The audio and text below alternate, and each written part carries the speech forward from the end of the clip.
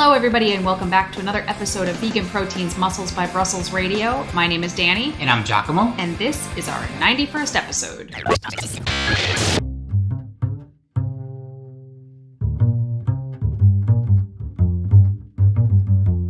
Hey, everybody. Thanks so much for tuning in. Welcome back. Happy fall. We are in the full throes of fall now, which is far and away the best season. And I have quite the list of things I want to have accomplished in the fall. And I am really enjoying the scenery outside because this is the time of the year where it's arguably the most beautiful. The leaves are changing. You can smell fall in the air. It's not too cold. It's not too warm. It's just like that nice crisp weather. We have that for like a whopping 6 weeks or so in New England, and then it's just freezing and miserable.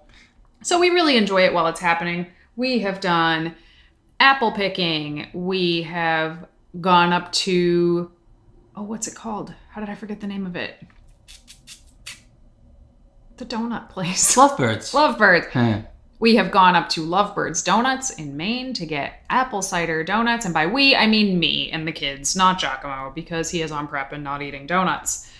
What else have we done? We've gone leaf peeping. We've watched more scary stories than anything because Daisy is she's a total weirdo and she's absolutely obsessed with spooky movies to the point I have to keep telling her, no, you can't watch that. That's too scary. I cannot be responsible for giving you nightmares. So she's definitely one of us. Well, you and I get to have some fun too. Not the kind of ideal fun that we usually have during the fall together. There are some things that are more appropriate for me on prep that just don't put me in an unsafe position energy-wise or stress me out, like going to the movies, for example. We're going to see The Woman King this weekend. Super psyched about that one. We also got tons of flower bulbs planted for next spring. We decorated our whole front yard. It's not our best decorations ever, but it was not much better than last year. We're getting the feel for the new front yard. It's just such a shame because it's not the kind of street people just drive by to look at decorations. It's like kind of a through street, so people whip down the road. And also we don't get trick-or-treaters, which is such a huge bummer.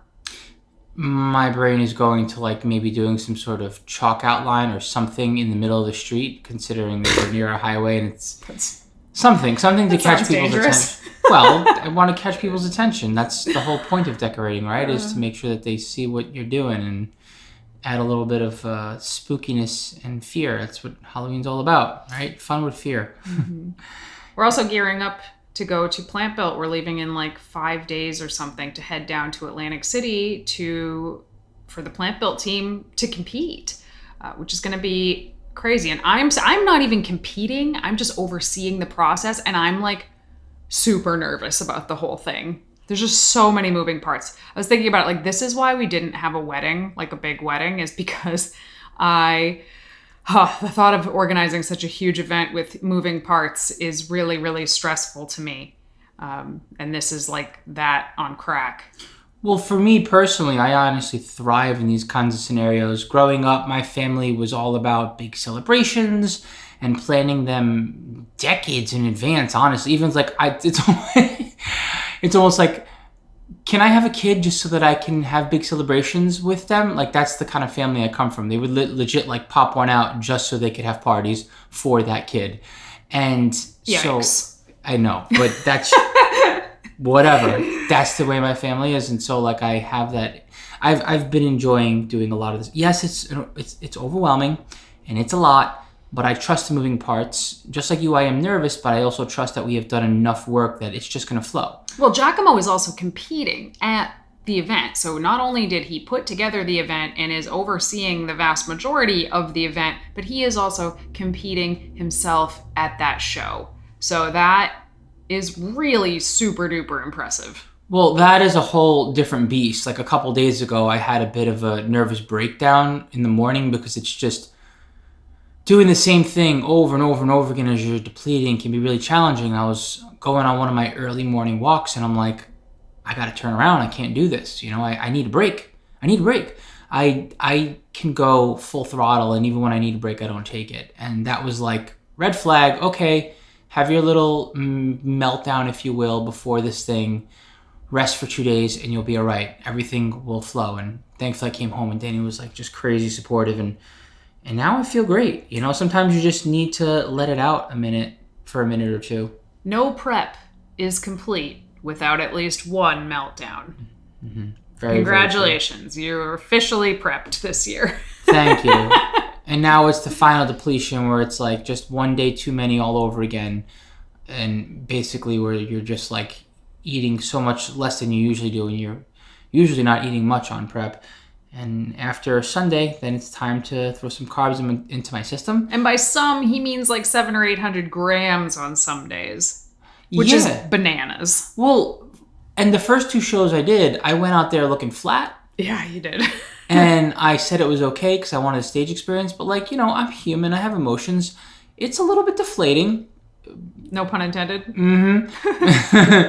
Because you want to go out there looking your best. You want to go out there looking full. And this is the first time I'm actually going to be doing just that. And honestly, it messed with my psychology a little bit. So as much as it helped being on stage, it also kind of challenged me going out there flat. I am thoroughly looking forward to going out there nice and full, locked and loaded. And Danny's been working on posing with me, which has just been so helpful because I'm at a new level of leanness and I am not overly familiar with my body awareness wise, or how to pose it, and she can see me and move me around in a way that, okay, I'll look my most flattering at this level of leanness. Yeah, because it does change. You know, a lot of things change when your body grows or shrinks. There's a lot of things that you actually have to do differently that people don't really talk about. You know, some of the downsides of getting lean, like your leverages change in all your lifts. So the lifts themselves, like squats or bench press, everything feels different. Sitting down for long periods of time, your butt hurts because there's like no more padding on it, basically. Hey, you want to hear something crazy? I attribute this to like having a hard time sitting upright because I'm so tired.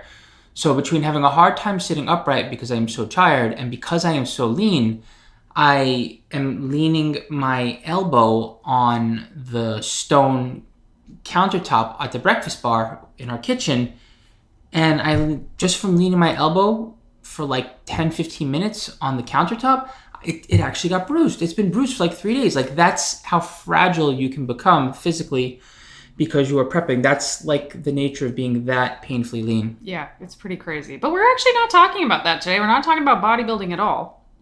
What we are talking about today is actually new vegans and people who just decide to go vegan or plant-based, and the mistakes that a lot of people make when they're brand new vegans and they just don't know. And a lot of the mistakes, you know, we made also.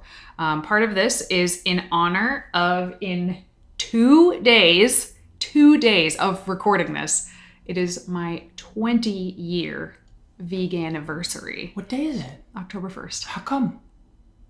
What's the significance behind that day? Was it just the day that you made the switch? How did I not know that? I don't know. How did you not know that? I don't know. But yep, 20 years. 20 years on Saturday. Crazy.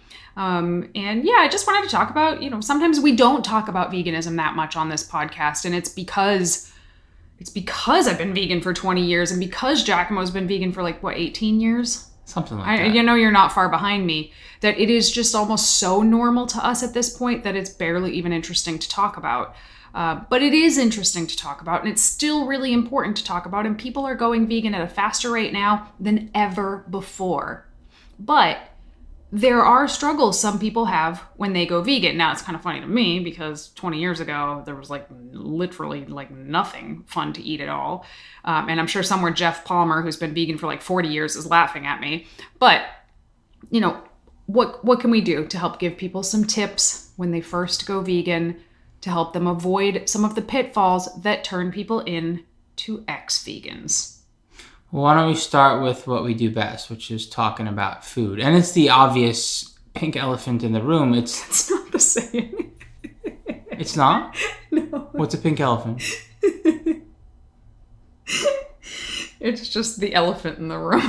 But I want it to pink be pink. Elephants are on parade in Dumbo. Yeah, exactly. So I want it to, whatever. The elephant in the room. That's funny. Yeah. So I think when someone makes any sort of dietary shift, because I don't like making things about veganism, because then it just seems like going vegan is to blame. any dietary shift. So say you go to start training, you're going to eat differently with an athlete's mindset and for performance and recovery. Anything, like anything at all, whenever you make a dietary shift, there's confusion. And going vegan is not the exception to the rule. So I think the first thing that comes to mind when someone goes vegan is like, crap, I'm going to be eating fruits and vegetables now, and like, what else? Like, where's my protein? And okay, so like, what else other than fruits and vegetables? And I think that's the simplest way to put it when it comes to confusion on how you try to completely change the way you eat, essentially, as opposed to veganizing the way that you eat. Yeah, well, for some people, that's part of the allure, right? For some people, they want to completely flip upside down the way they eat. That's part of the reason that they're going plant-based in the first place, is to eat entirely differently. But, you and I have seen this backfire on people more times than we can count. They don't just decide to stop eating animal products. They also decide at the same time to stop eating oil and any added sugars at all, and gluten and soy, and they're just going to be raw, and they're only going to eat whole foods. And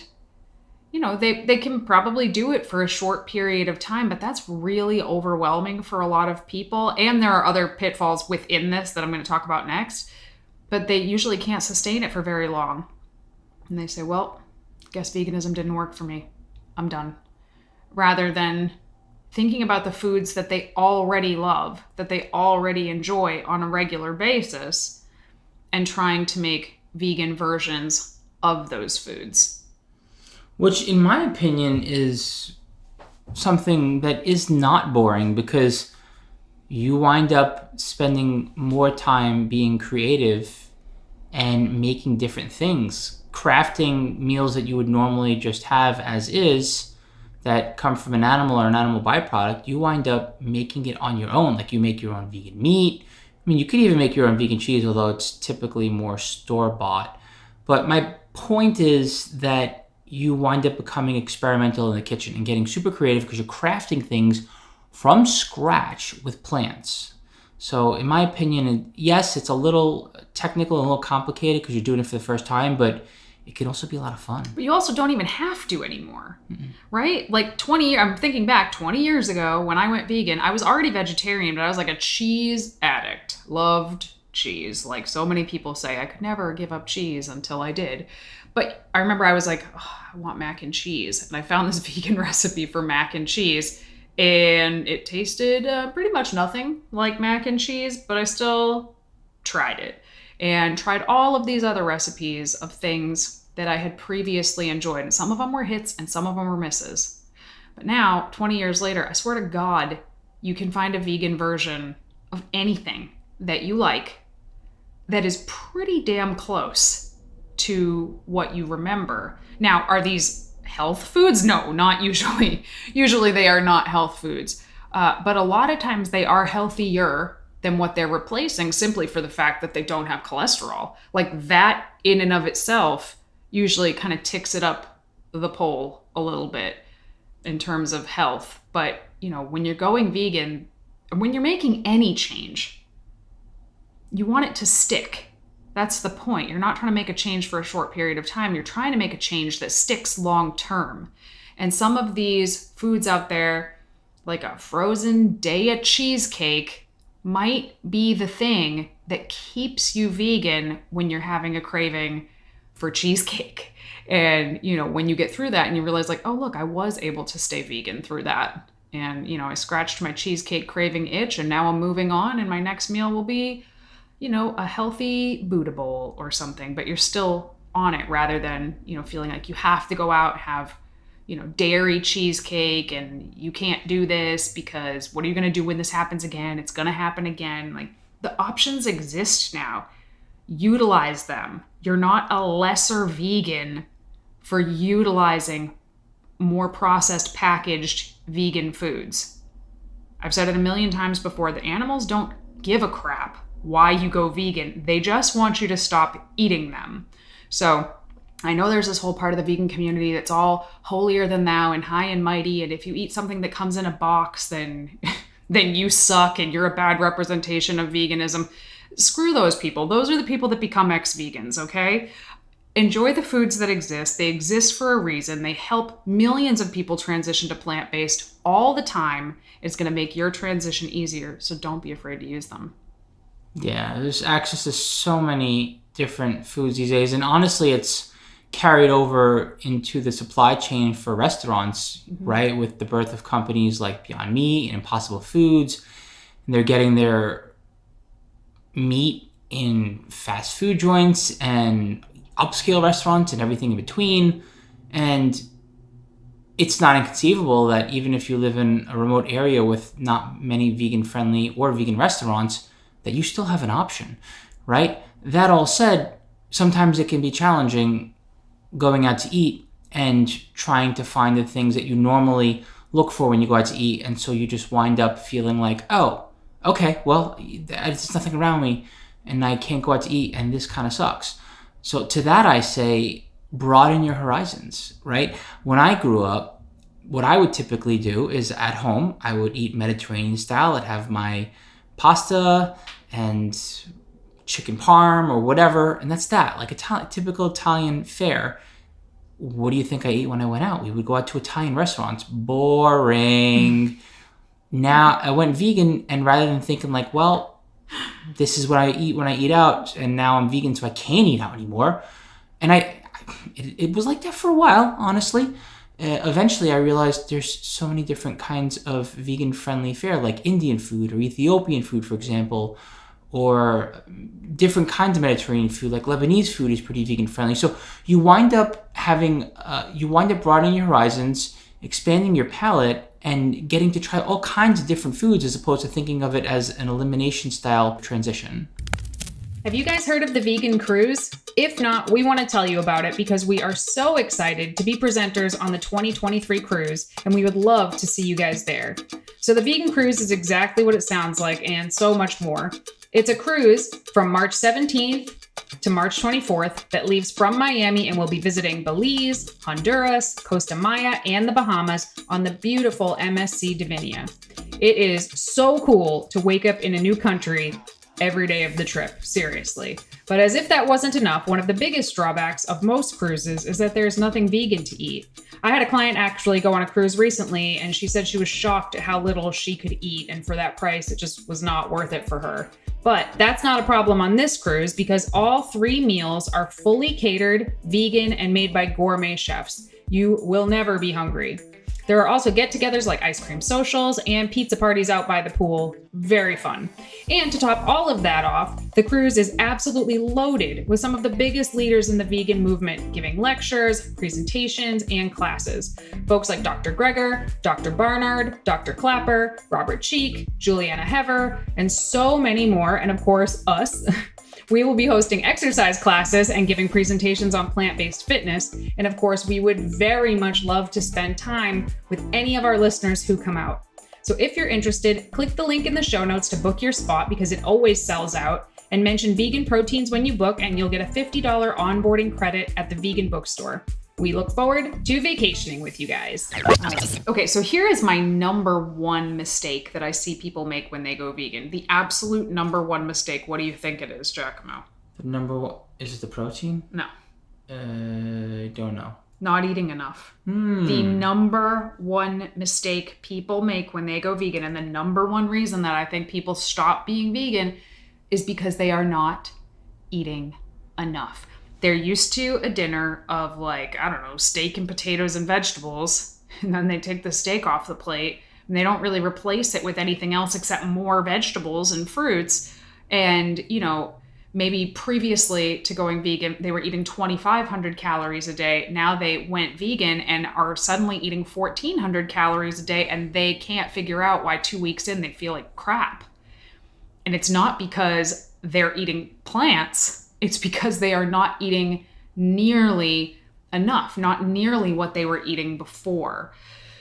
But it's very easy to just say, well, a vegan diet didn't work for me. So I think it's really important, one, to have a rough idea how much you eat. Like there are arguments that can be made for and against tracking your food, and they're all valid. But if you have no idea what you're taking in, and then you decide you're gonna go plant-based, how could you possibly know if you're taking in enough? Because fruits and vegetables, nuts and seeds and grains, they are high fiber, high water foods. They're very voluminous. They're very filling temporarily, but they are not very calorie dense, meaning they do not give you a lot of energy. So you're going to be hungrier faster and just lower energy more quickly. So you need to replace some of these high density foods you were eating before, like steak or eggs or something, with something else that's high density now, like tofu or avocado or something. You know, you can't just subsist on raw fruits and vegetables. You're gonna fail. You are absolutely gonna fail and feel like crap and think it was the vegetables' fault and just say, oh, I just needed protein. And then I just went and ate some protein and I just felt so much better. And it's like, who stopped you from eating protein that was plant-based? Who stopped you from doing that? Nobody. You did. You just didn't decide. You didn't take the time to learn what actually had some protein in it that was plant-based and try adding more of that. Yeah, or you could wind up filling your plate with so much voluminous food that your digestion doesn't feel quite right. Or you could wind up going the other direction and wanting to fill in the blank for the missing calories and just getting like too many, like what, trail mix or a half a jar of peanut butter because you're actually hungry. And then you're saying to yourself, oh, like I'm missing some things. And look at the way I'm eating. This is unhealthy.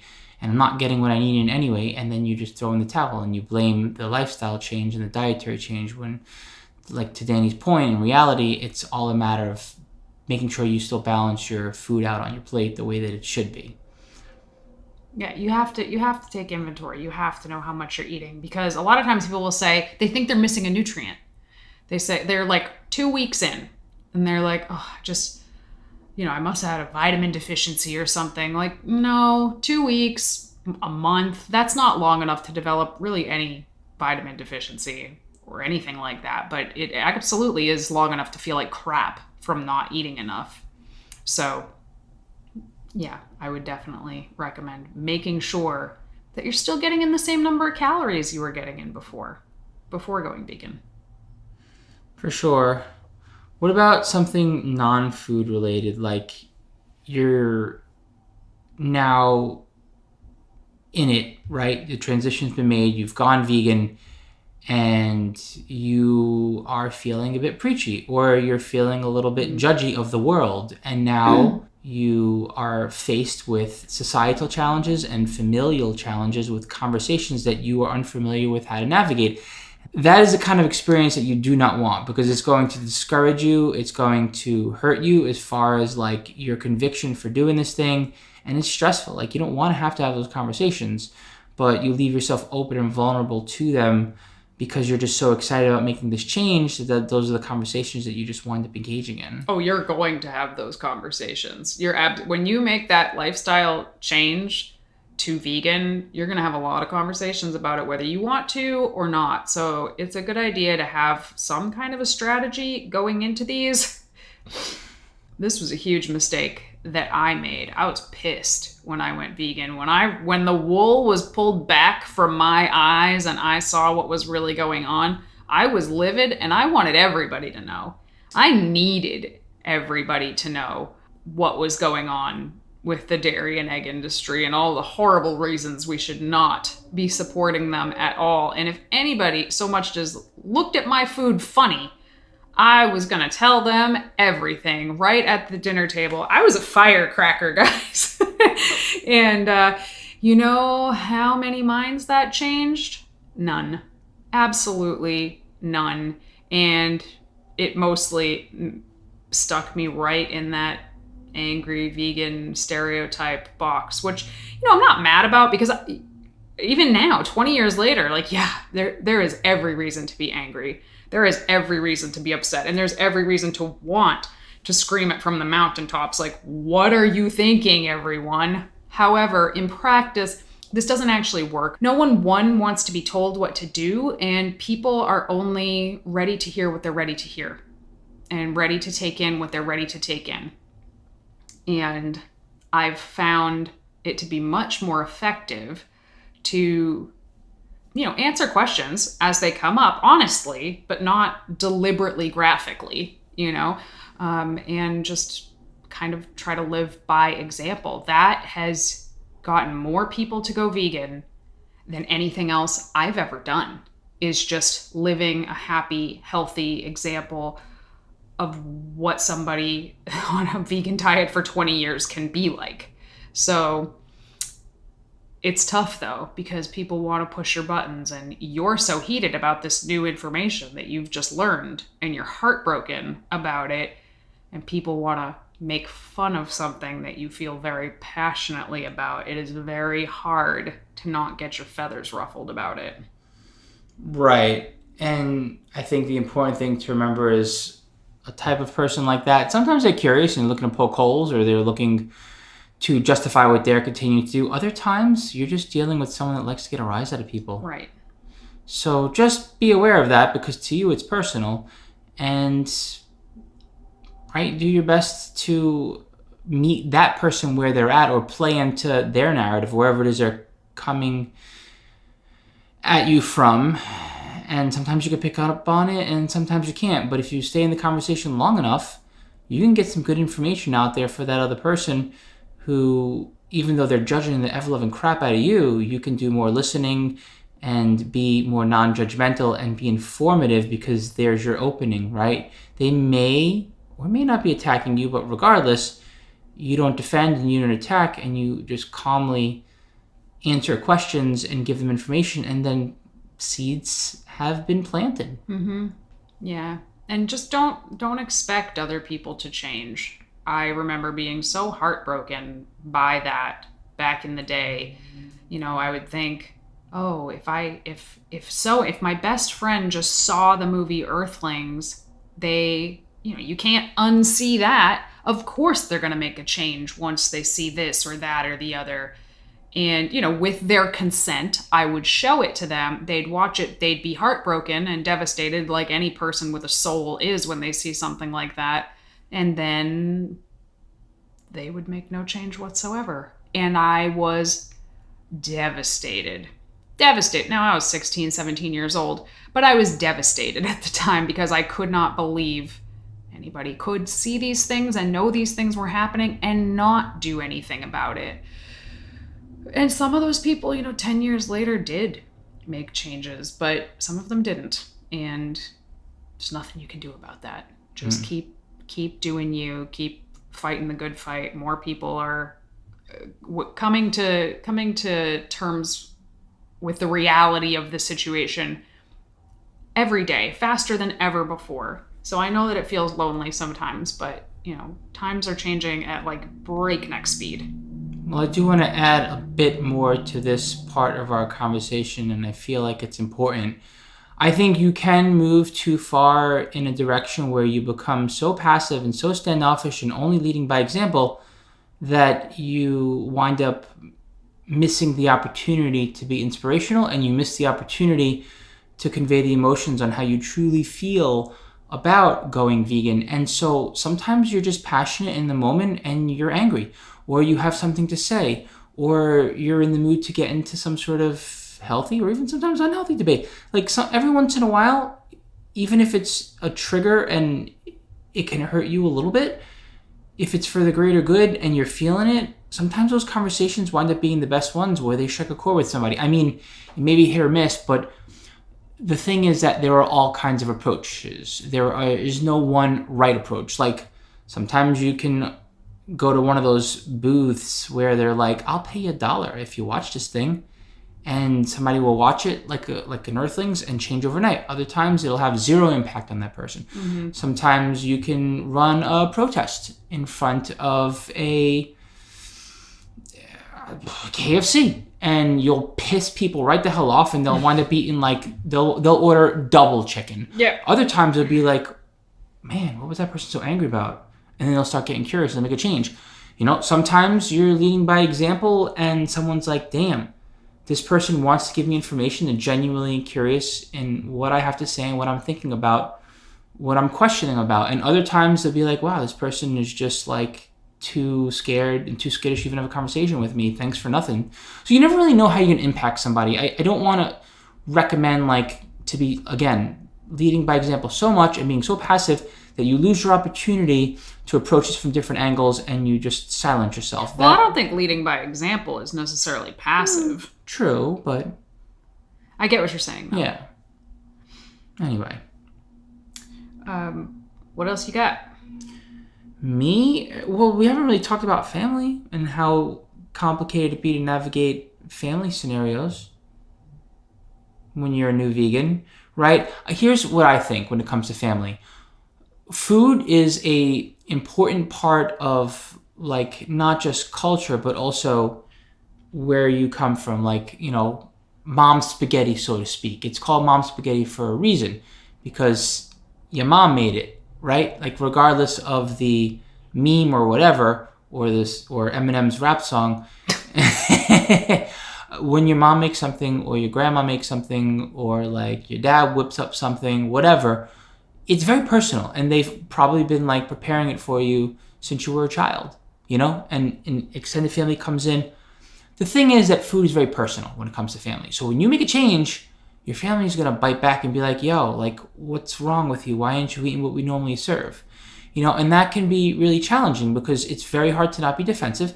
It's very hard to also feel included. So I think that's a very complicated space and it's challenging to navigate. So like sometimes you can give pushback and be like, what are you eating the way that you're eating? And that you're not going to win anyone over that way.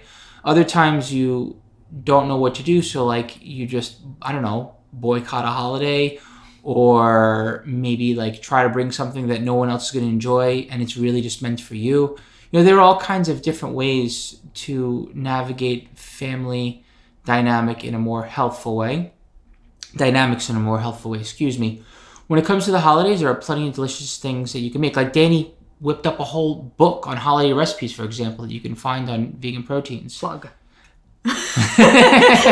Especially with the holidays coming up. It's like you get roasts in there and all desserts and baked goods, all kinds of stuff. It's a more macro-friendly holiday cookbook. So it's not like if you're trying to impress the masses of your family with rich, delicious holiday meals, this ain't the cookbook for you. But if you're just trying to make holiday foods for yourself and your immediate family and you want it to be healthier and macro-friendly, then the cookbook is great for you.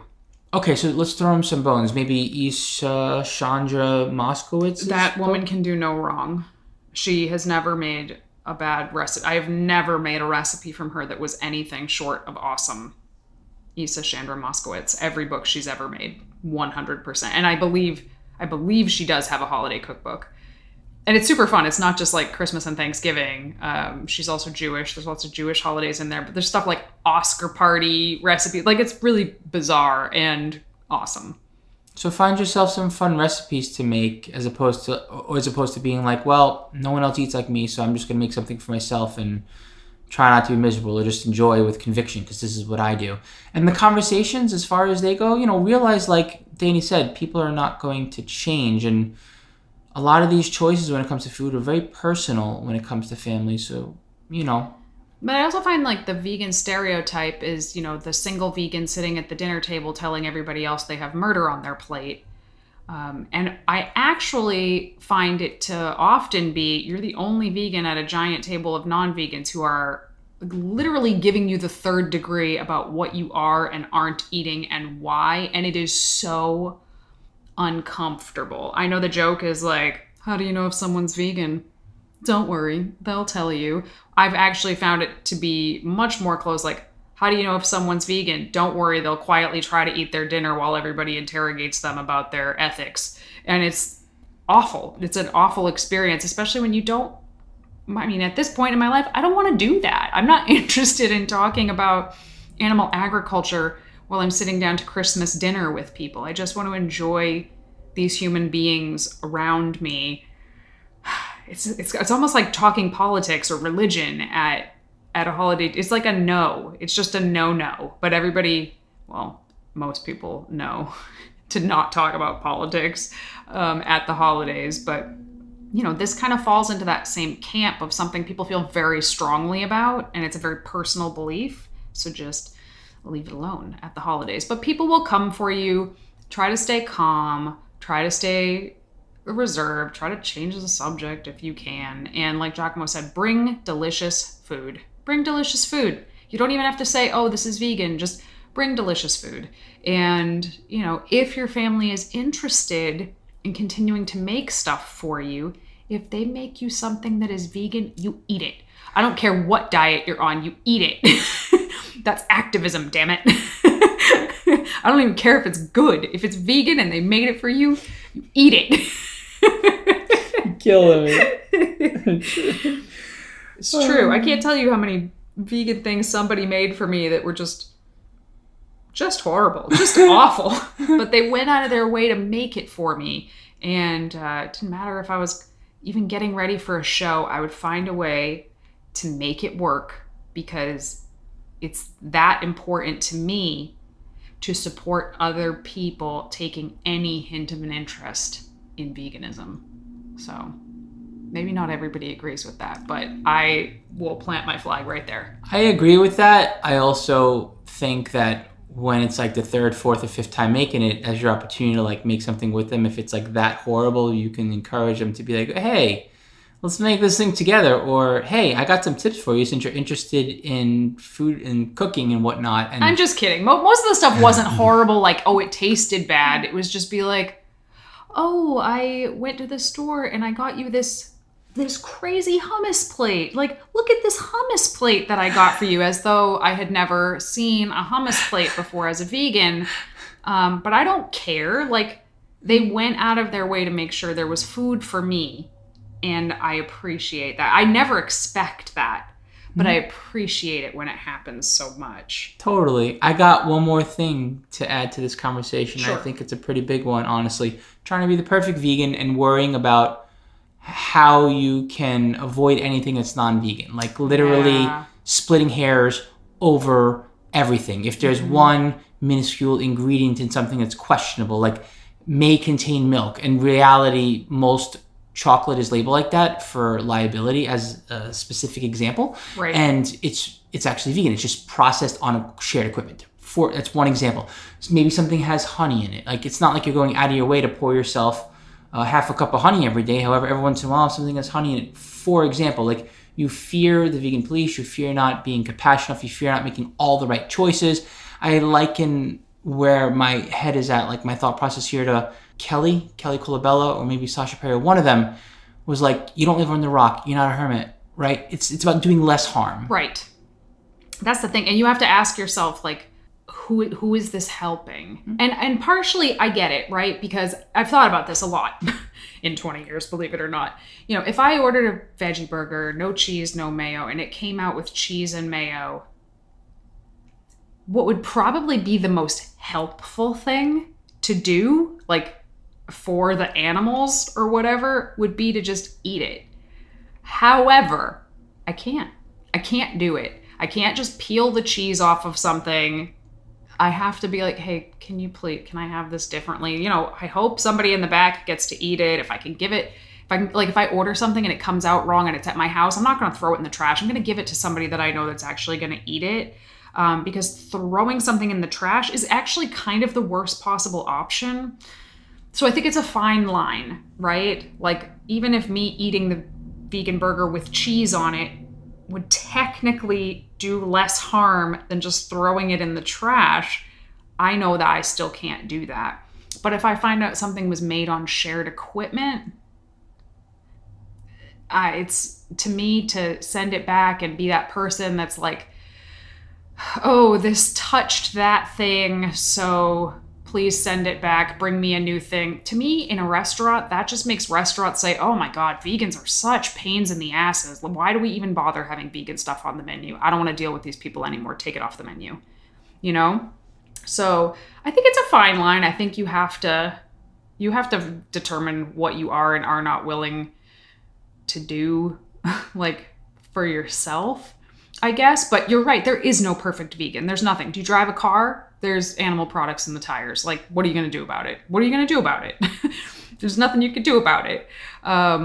If you ever taken a medication ever in your life, it's been tested on animals. If there's a medication in the United States, for example, it has been tested on animals, whether you like it or not. Like, you know, when you have the choice get the products that have not been tested on animals. When you have the choice, make the absolute best decisions that you can make.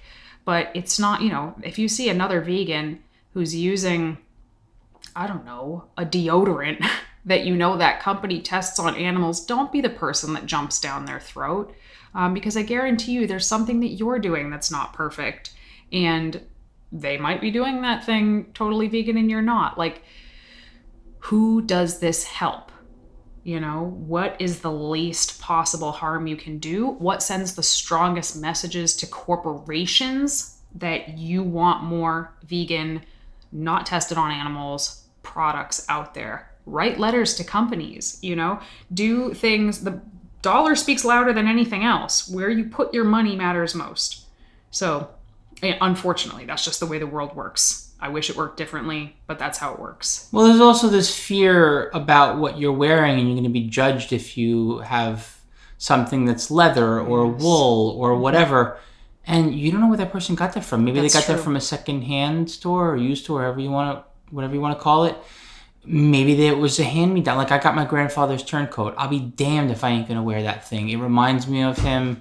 I love it. It's beautiful. It's 100% wool. But, like, that's my grandfather's coat. What good would it do throwing it in the trash because I didn't want to wear it? Well, see, I have the same. My grandfather had a bomber jacket from when he was in the reserves, and I have the bomber jacket, and it's leather, and I'm going to keep it, but I'm not going to wear it. I'm not going to wear it out in public because of exactly what you just said. People don't know where I got it. I don't want to give the impression that it's normal for people to walk around wearing animals, because I don't think that's normal. But this was an important thing to my grandfather. He gave it to me specifically. I'm still going to keep it, but I have no reason to wear it. And this is where you have to go with your comfort level, right? It's not everything has to be like about activism or about, doing the thing that makes the most sense environmentally. Like, it may make the most sense to reuse something environmentally speaking, but if it makes you that uncomfortable to wear it, don't do it. Yeah. When I first went vegan, if I had stuff that had wool or any kind of animal product in it, I just wore that thing till it fell apart. I just wore it till I literally couldn't wear it anymore. And when I replaced it with a vegan version of something. But, for a lot of people, when they first go vegan, because of all these things we're talking about, they go through their closet, they get all their leather shoes and belts and wool jackets and this and that, and they get rid of them immediately, go buy a whole bunch of new vegan stuff, which is usually based in plastic. Let's be real, pleather is just plastic leather, which is, not great for the environment. There are better alternatives coming out all the time, and there's obviously things that aren't pleather, but just taking all of that stuff and throwing it in the trash is like the worst thing you could do. And even taking all of that stuff and donating it, like 85% of clothing that's donated just gets thrown away. So it's literally like saying, here, you throw this away for me. So, I like to use stuff until it cannot be used anymore. Anyway, I don't know if that's necessarily a pitfall. Well, I do think the pitfall is trying to be the perfect vegan. I've done it. You've done it. We have done silly things since Jack and when I met. There are a few things we've done that are just like silly in the name of veganism that, looking back, it's like, actually that didn't really make a ton of sense, did it? It was vegan, but it didn't make a ton of sense. It didn't really help anybody. Obviously every opportunity that we can make the 100% vegan choice, we do that. But there sometimes I need to take Tylenol, okay? So there you have it. Hey listeners, we hope you've been enjoying this episode, and we appreciate your love of all things vegan fitness. For those of you who want even more support on your vegan fitness journey, check out our Muscles by Brussels community and become a member. By joining the team, you are one of our exclusive VIPs. As a member, you'll find over 200 macro-friendly, high-protein recipes that can meet any of your meal planning needs. You'll also receive training programs that update monthly. This training has progressive overload built into it, so you can be sure if you're following the program, you are making progress. All of this and more is located inside our VeganProteins members-only app. As a Muscles by Brussels member, You'll unlock bonus courses, challenges, and more every month. You'll also be invited to our live Zoom video calls, which happen 2 times a month, and are absolute gold to those who show up. And if you can't make the calls, don't worry. You have the opportunity to email us whenever you want. You'll receive a video response to all of your questions from one of the coaches here at Vegan Proteins every time you message us. Members also receive 40% off many of our other services. And of course, our private community of like-minded individuals is like no other. Best of all, you can try this membership out for a full month at no cost to you with this special offer for our listeners only, because we appreciate and want to fully support you. Use the link in our show notes to sign up for your free trial today. We hope to see you on our next live coaching call. Okay, my next one is actually a very simple, quick one, a pitfall of not supplementing. Supplement. There are going to be a lot of people out there that say you don't need to supplement with vitamin B12 as long as you eat nutritional yeast, or no vitamin D if you eat mushrooms. It's not true. Take the dang supplements. I mean, I would tell anybody, vegan or not, to supplement with vitamin B12 especially. And for most people, I would say supplementing with vitamin D is a pretty smart thing to do as well. But I do know a lot of vegans who, in their purest mindset, decide that they're not going to supplement. And, they'll be vegan for a year, 18 months, 2 years, and be like, I'm fine. Look, I don't even supplement and I'm fine. But the way vitamin B12 works is you can have it stored in your body for 3 to 7 years before you start to develop a deficiency. And a vitamin B12 deficiency can wreck you. It can cause irreversible brain damage. Just take the supplement. Just take the supplement. They're super cheap. They're so easy to take. They usually just stick them under your tongue. They taste like a piece of candy. Just take it. Just take it. That's all I'm going to say. Make sure that B12 is methyl-based, not cyanocobalamin-based. Yeah, methylcobalamin's better. It's more absorbable. But honestly, I don't care which one you take. Just take them. 𝐷EVA is a great brand. DEVA. 𝐷EVA is a great brand. They make super affordable vegan vitamins. You can find them on Amazon. They're great. Let's see. Okay, I'll just do one more. So my last kind of pitfall, and I do have more. I could go on about this forever. So if you guys ever want a part 2 of this, let me know. But another pitfall is just being confused, because there's a lot of different people out there giving you a lot of different advice on the quote unquote best way to be vegan. And I understand the irony of me saying this to you over a podcast where I'm giving you advice on some of the best ways to be vegan. But, listen to a lot of sources, learn a lot of stuff, but do not just believe everything you hear. The more crazy and glamorous something sounds, the more likely it is to be untrue. The more likely it is to just be some fad version of a vegan diet that is just, it's exclusive to this tiny little club of people that do it for a short period of time, who have tons of money and live these really bizarre lifestyles that most people don't live. And it's not going to work for the vast majority of people. Or eventually, people in that group are going to start getting sick. Does anybody else remember the 30 bananas a day movement? I know you do, 𝐬𝐿. Those people got sick. They gained weight. They had weird hormone problems. But it was a huge movement for a while. Make sure that the sources that you're looking at make the most sense. I really like nutritionfacts.org. Dr. Michael Greger. No, it's not perfect. No, I don't agree with absolutely everything that's there. But I think that on the whole, it makes more sense for the average person. The stuff, obviously I agree with the stuff that we are saying here, but if you want to see something from, a doctor with sources cited, there are lots of doctors talking about veganism.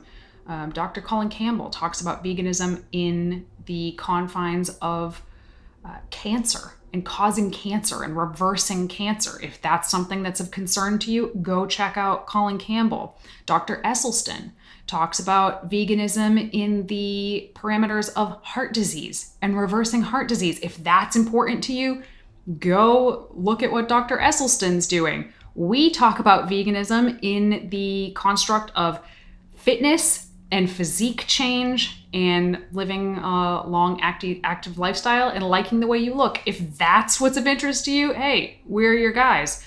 I like Michael Greger's site, Dr. Michael Greger site, because it is more generalized. And like I said, there's some stuff on there that I wholeheartedly disagree with, like him saying salt is bad for you. Like, I don't even know where to begin there. But there's still a lot of stuff in there that I think is pretty sound and a good place to start. But if you're hearing somebody say like, never eat X, never eat Y, never eat this, you have to eat only whole tropical fruits. I swear to God, when I went vegan, there was a guy named David Wolf. I will never forget this shit. I'll leave you with this story. We were at a bookstore in Seattle, Washington, and David Wolf happened to be giving a talk there. We were not there to see David Wolf, but he was giving a talk, and I swear to God, in a room full of hundreds of people, he told this people he was going to give them his special secret. And he told them his special secret was to always take your supplements under a waxing moon. I swear to God, and these navel gazers with their jaws in their lap just nodding up and down, I was horrified. I was like 22 years old, still old enough to know that was some of the scariest crap I've ever seen in my life, was the people dumping their money out to this guy. There are snake oil salesmen in the vegan movement. Keep your eyes peeled for them. There's plenty of them. They look different now than they looked 20 years ago, but they're still there. So make sure you find sound sources. Moving on to our question and answer segment for today. Jackman was like, shut up, Danny. That's enough. No, because I could easily go down this rabbit hole with you and we could just be ranty for the next 20 minutes, which I'm fine with. I do want to pivot, though, to our questions here so we can get some questions answered from our listeners. This one is for you, Danny. I'm relatively new to working out at a gym, so I hope this isn't a silly question. Is it normal to be in a lot of pain after workouts? I know muscle soreness is to be expected, but I find if I do a leg day, for example, I quite literally find it difficult to walk for the rest of that day and the couple of days follow. Can't bend my legs to go downstairs or walk up them. Am I doing something wrong? Is this normal? Great question. So it is normal to be sore after workouts. It is not normal to be so sore that you can't walk up or down the stairs or sit on the toilet. Now, we've all done it. Like, every single one of us has pushed it to that point where the next day you're like, oh man, and you realize you pushed it too far. But if you are feeling that, you pushed it too hard. So especially, it sounds like this person is new to training, you have to ease your way into it, or you're going to feel like that every time you train for weeks and probably not really be that excited to train, and you might not keep it up. So, really, really ease yourself into it. Start with one set of everything in your workout. If that feels okay, the next time you train it, do 2. The next time you train it, do 3, or whatever the whole thing is. But just, you have to test the waters. Now, if you're more used to training, right? Like you're comfortable training, pretty much every time you change up your training routine, you're going to be sore. Like, more sore than you normally are for the first several days, at least maybe a week of the new training program. It's really more that your body is just not used to it yet, so you feel really sore. If, however, you always feel sore after you train, that's not actually a good thing. So I know a lot of people want to feel sore after their workout because they feel like they lifted. But anything more than like a pretty mild soreness past a couple weeks, that's not normal. That means you're not recovering enough. So some people push until they're always sore, but that means they're never fully recovered. That is a bad thing. So don't chase the soreness. Yes, it's normal if it happens sometimes. No, it's not normal if you can't walk down the stairs, you pushed it too hard. But in general, once you're acclimated to a workout program, You should be mildly sore at best, and some days maybe not sore at all. And that is normal, and that's a sign that you're recovering, and that's a sign that you're going to be making progress. Okay, our next question is from Anthony. I have been cutting/losing weight. I'm at a point now where I want to bulk up. Last December, I went into a bulking phase to try to gain muscle mass, and I must have overdone it and not used good proportions as I got more belly fat than muscle. I'm 5'10", 159 pounds. Here are the questions. When I do a calorie surplus, what is a good percentage over my maintenance calorie intake? And question 2, does that scale up as my body weight goes up? The very first thing I recommend doing after being in a cut is to get out of the cut by increasing your calories by 15% and running that for 3 weeks. Give your body a chance to upregulate and systems to recover, and give your metabolic processes a chance to start firing off properly again. Then you can gauge what your body looks like. You feel a little more comfortable, right? Because after a cut, you get a little addicted to that light feeling and you equate it with leanness, when in reality, you're just depleted, right? And you have to fill out. Your body's like what, 80+% water? Like, you need water. You need more water, and you need more water and more glycogen, and your muscles need a pump, and that fullness can be a little triggering, even if like you're fully committed to the bulk. So give yourself a chance to like get comfortable with the body feeling of eating more, meaning like you're holding more water, you're holding more glycogen, and yes, putting on a little bit of body fat with muscle eventually. You won't right away when you only up your calories by 15%, which is why after you do it for like say 3 to 5 weeks tops, then you start bumping up your calories anywhere from, I would recommend like 50 to 200 calories at a time.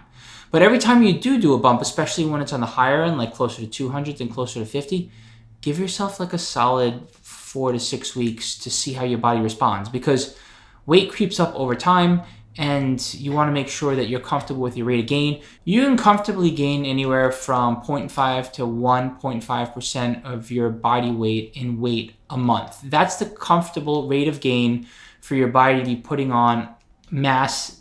Not necessarily that it's the majority of the mass is going to be muscle, but you're not just going to be gaining an excessive amount of body fat. You should not be afraid to put on body fat. Putting on body fat is critical to a proper bulk, because it is going to put your body in a position where it has enough padding and enough resources to perform and recover really well. It's going to change your leverages so that your biomechanics improve. Remember, mass moves mass. And you're just going to be feeling better in general. And the better you feel, the stronger you're going to become. So yeah, in short, to answer your questions succinctly, just to recap here and reiterate, 15% bump in calories immediately after 3 weeks of that. Anywhere from 50 to 200 calorie bumps every, say, 4 to 8 weeks. And pay attention to your rate of gain. You're looking at 0.5 to 1.5% of your body weight, and obviously that number will change as you gain weight. And finally, per month. Yeah, Thank per you. month, not per week. Sorry, misspoke there. Per month. And then finally, you also want to be mindful of where your comfort level is. I honestly recommend that, and I dare you to get a little bit outside of an athletic body fat range. I think most thrive when they're slightly outside of an athletic body fat range, which, if I'm quantifying it, for men it's what, 10 to 15%. For women it's 17 to 20%. So if you can get a little outside of that range and maybe like hover around 17% body fat, if you're a male, if you're a female, like 22, 23% body fat, you're really going to thrive. There are genetic outliers that thrive at lower body fat percentages, but for a true bulker, that's where I think you should be. All right, everyone, thank you so much for tuning in to another episode of Vegan Proteins Muscles by Brussels Radio. Feel free to shoot us an email by hitting the contact button at veganproteins.com. We will always answer you back. You'll likely even get a video response from us, no matter what the question is. Keep up with us on our socials at Muscles by Brussels, at Vegan Proteins on Instagram, on Facebook. We got community. We got the Muscles by Brussels community on Facebook. And then, of course, our YouTube channel, Vegan Proteins. Once again, my name is �ґ𝐭. And I'm Danny. And we'll talk to you soon.